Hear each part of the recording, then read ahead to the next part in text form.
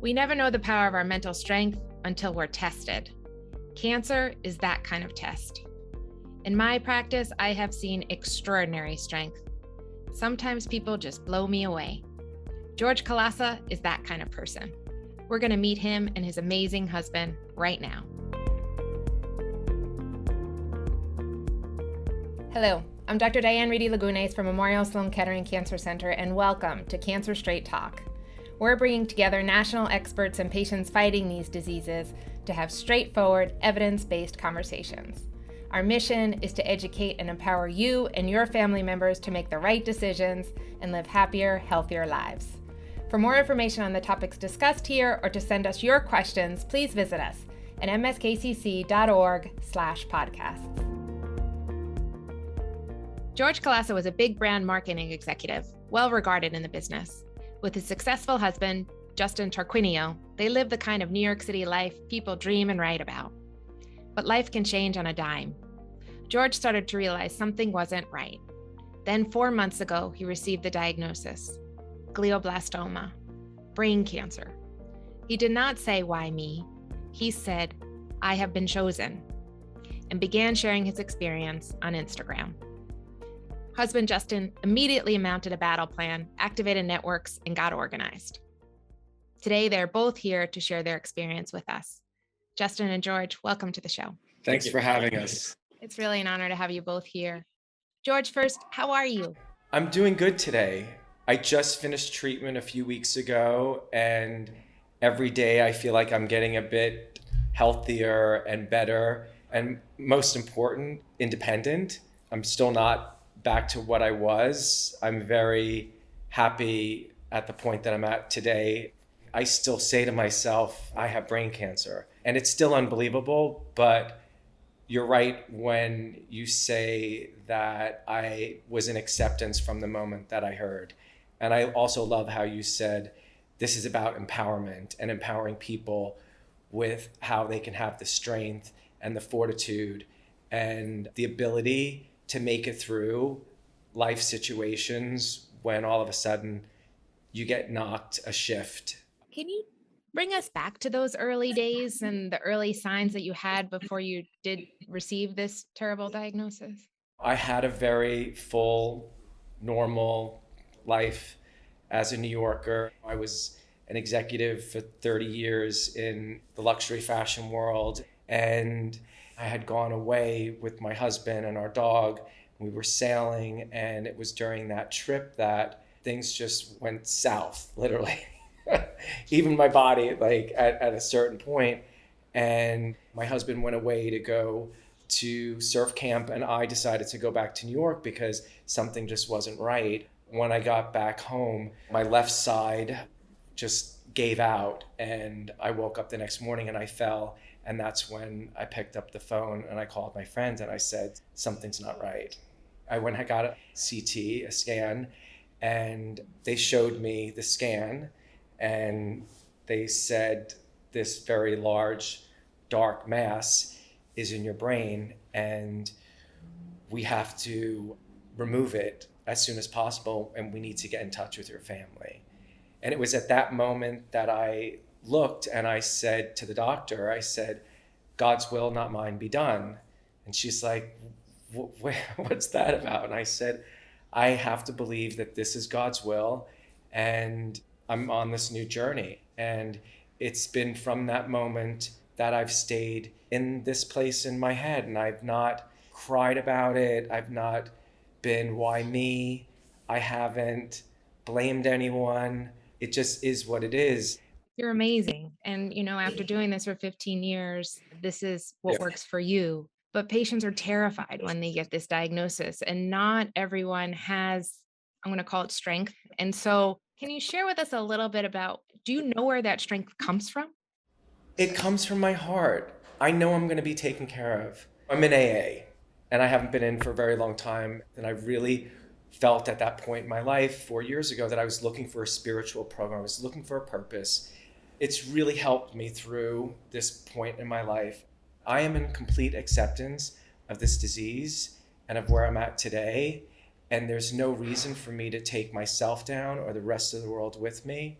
I have a very full heart, and I am blown away by this short period of time and how many people I've touched and how many people really care. I believe that we control what comes in and how we sort of interpret things. And I do believe that positive energy will heal me through this. This is my differentiator from anybody else. Justin, we always say cancer is a family disease. What is this like for you? I mean, if we take this back, you were in Nicaragua and you had to fly 30 hours back to be by George's side. Can you share a little bit about your journey and how it's been? Well, thank you for asking me that, Diane, because at first I had a lot of guilt. I'll never forget those 30 hours and trying to get home, and everything that could have gone wrong went wrong. And we were in this remote surf camp, and there was a windstorm and the Wi-Fi went off, and I couldn't get on the internet to change a flight. I couldn't make a phone call. And then I finally made it back to New York, and I went right to the hospital to see him. And it was so hard to see him in that pain, because at that point the tumor was so large. He was in a lot of fear. He was on a lot of medication, and I was a little bit in disbelief. And I woke up at 3 or 4 in the morning and just thought, is this happening? I felt like I was maybe having a panic attack. And at that point, I just said to myself, I can't have these emotions right now.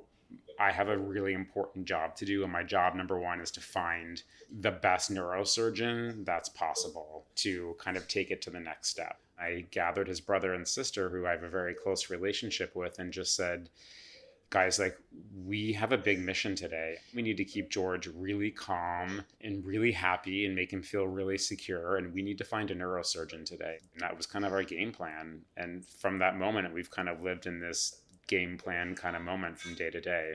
And you've clearly in this moment played the role as caregiver. Have you accepted this? Yes, I have 100% accepted it. It's amazing what you're capable of doing when you're doing it for love. And when you're pushed up against a wall and that wall is closing in on you, what you're capable of doing is miraculous. My days are very different now. I'm a caregiver, number one. But in some moments, I stop and I say to myself, this is the moment of life that I'm in right now, and I just have to accept it. I love my husband. This is a man who has stepped up to the plate and has rallied family and friends and gone above and beyond. Yeah. George, you decided to share your experience, the good, the bad, and the ugly on Instagram. Can you share with us why? It was more about me having an outlet. My brother walked by and he said, well, why don't you do a video? And I was like, okay, I'll do a video. And I did this video and I posted it on Instagram. And then things just blew up. And I get response about other people's situations, and where I feel I can help them is extremely rewarding for me. And that's what gives me a purpose today in my life, because I can't do a lot right now. I'm not fully recovered. I still have some issues with balance and with mind and cognitive. Yeah, and I'm really excited to do this because I really feel like I found this purpose.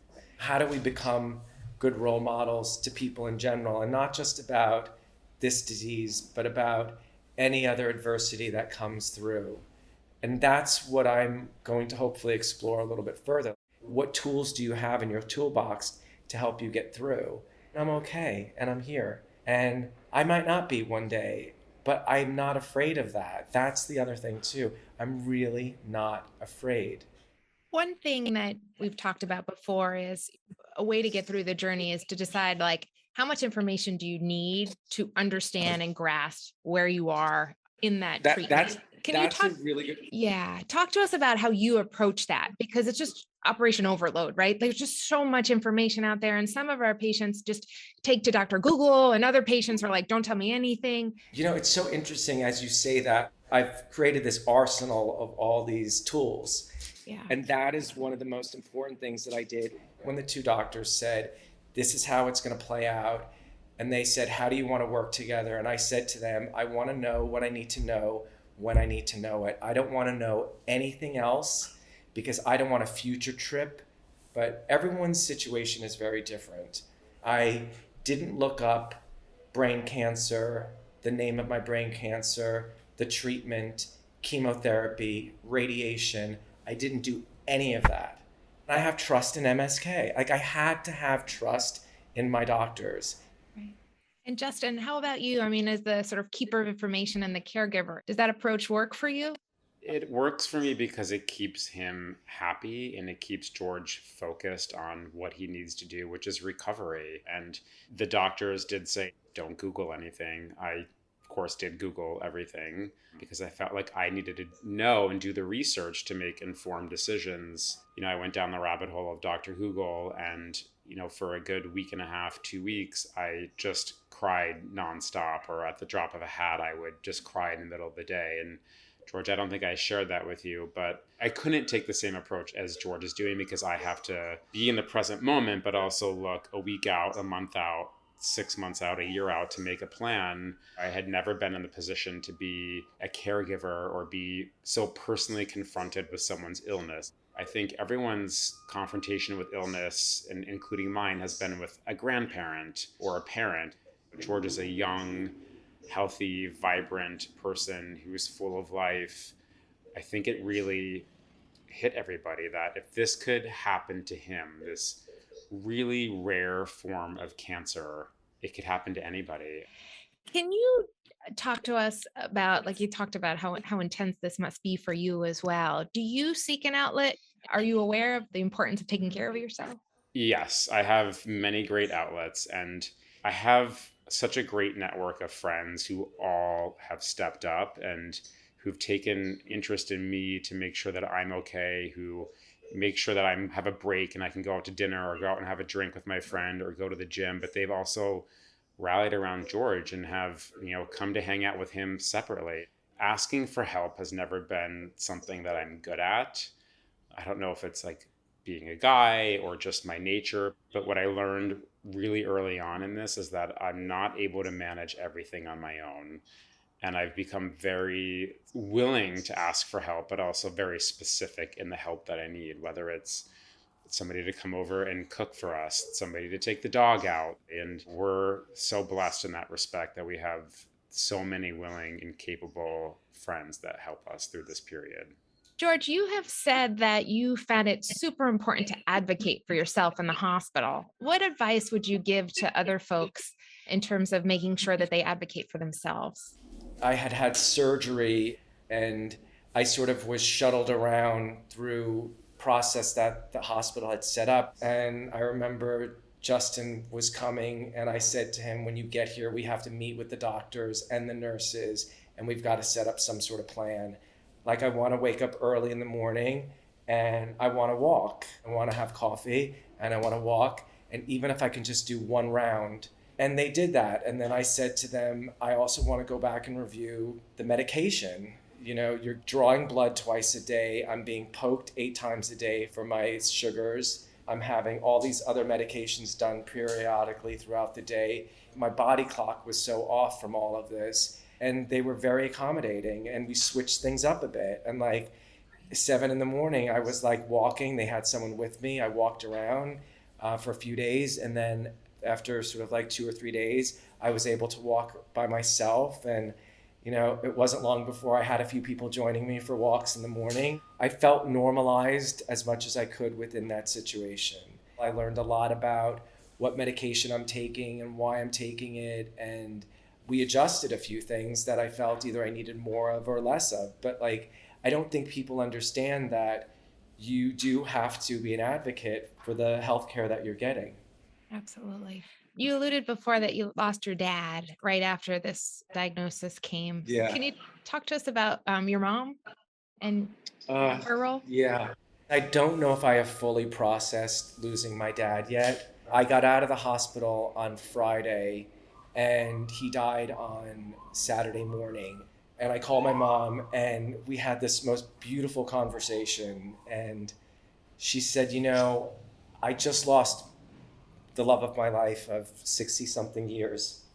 And she said, I'm so proud of you because I'm watching your husband and you really be there for each other. She said, in life, it's easy to love someone, and it's also easy to love yourself. She said, but what isn't as easy is to allow yourself to be loved by others.